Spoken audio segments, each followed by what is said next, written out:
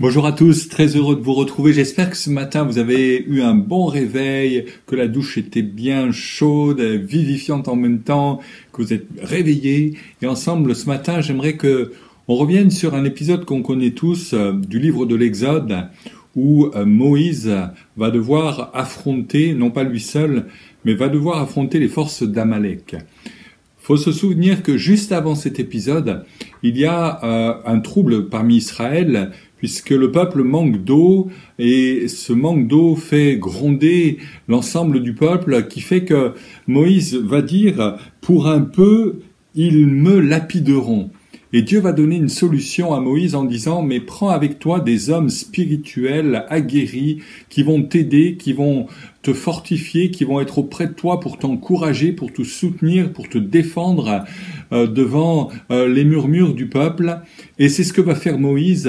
Et Dieu lui dit « prends aussi le bâton avec lequel tu as frappé les eaux qui se sont séparées en deux. Et avec cette grande puissance, j'ai pu vous délivrer. » Tu iras avec ce bâton-là et tu vas marcher, tu ne vas pas t'arrêter, tu vas pas t'écrouler en chemin, tu vas pas te morfondre, prendre ta tête d'entre les mains et te dire que ça y est, tout est fini, le peuple est insupportable, je n'y arriverai pas. Mais tu vas aller avec ce bâton qui symbolise la puissance de Dieu à tes côtés.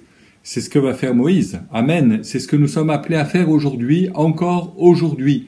Parce que le texte dit par la suite qu'il y a ce combat particulier avec Amalek et il se termine au verset 16 de Exode 17 avec ces mots « Il y aura guerre de l'Éternel contre Amalek de génération en génération ».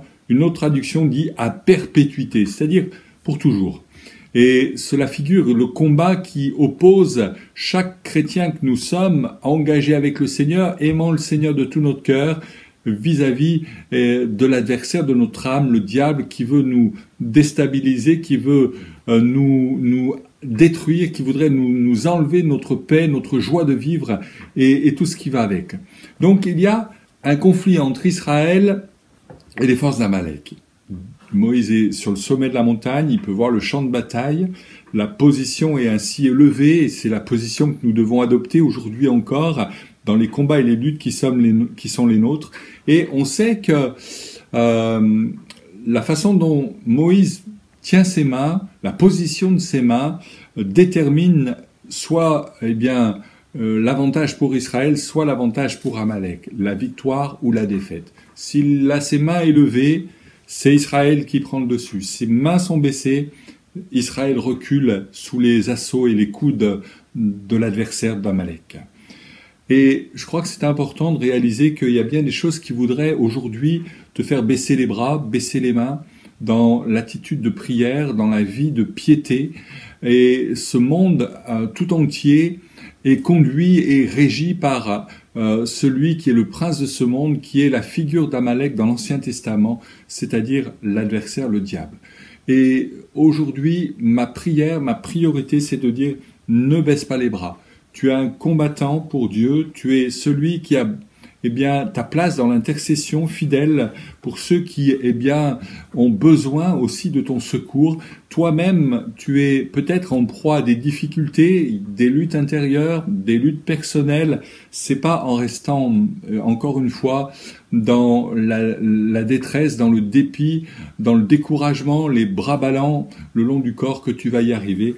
Mais c'est en te tenant devant le Seigneur, en ayant aussi des amis autour de toi qui vont t'aider, qui vont t'encourager. J'aimerais te laisser avec simplement une anecdote concernant ce thème-là. Un missionnaire avait, avec son groupe, passé la nuit dans un endroit particulier qui était hostile, qui était infesté de brigands. Et ils vont remettre leurs mains et leur sort surtout au Seigneur. Ils ont demandé le secours et la protection de Dieu pour cette nuit de sommeil dans ce campement de fortune. Et quelques mois plus tard, un des chefs de brigands est amené à l'hôpital de la mission, seul hôpital dans la contrée.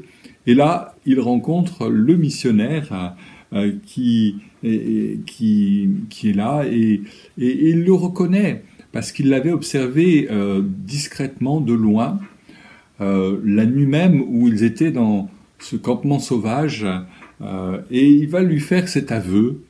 Nous avions cette nuit-là l'intention de vous attaquer et de vous tuer tous à coups de machette.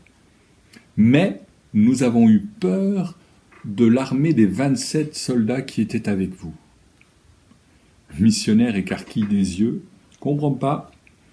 Et lorsqu'il revient en Angleterre pour raconter un petit peu le récit de sa mission, de l'œuvre missionnaire, il parle de cet événement et l'un des membres de l'Église dans lequel il se trouve pour exposer un petit peu sa vie de missionnaire, se lève et dit « Mais c'était quel jour ?» Et le missionnaire le renseigne sur le jour précis. Et cet homme, ce chrétien, va dire « Mais ce soir-là, cette nuit-là, nous étions rassemblés en prière pour vous. Parce que le Saint-Esprit nous y avait poussés. Et nous étions 27 rassemblés dans cette salle pour prier pour vous. » Et le brigand avait vu 27 soldats. Alléluia. Seigneur est celui qui protège nos vies. Sois-en certain. Et aujourd'hui encore, ne baisse pas les bras. Prends le temps de prier. Prends le temps de faire le nécessaire pour lutter contre l'Amalek de ce siècle, contre ta chair aussi, qui voudrait encore une fois te faire trébucher. Le Seigneur est vivant, il te soutient. Alors, bonne journée et compte sur le Seigneur. Compte aussi sur le réseau des chrétiens, puisque Moïse n'était pas seul, il était accompagné d'Aaron et Our. Que Dieu te bénisse.